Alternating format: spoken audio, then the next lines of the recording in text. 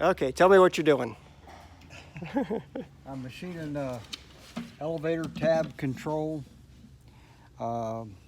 except for the opposite hand. Okay, do you have a sample part that you have to go by? Or just the drawing? Yes, this would be the sample part. Okay, and what are you starting with here? I started with a block of aluminum and a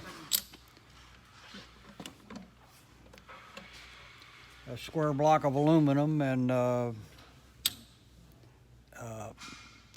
milled it to the casting dimensions actually, and which are the rough dimensions, and then I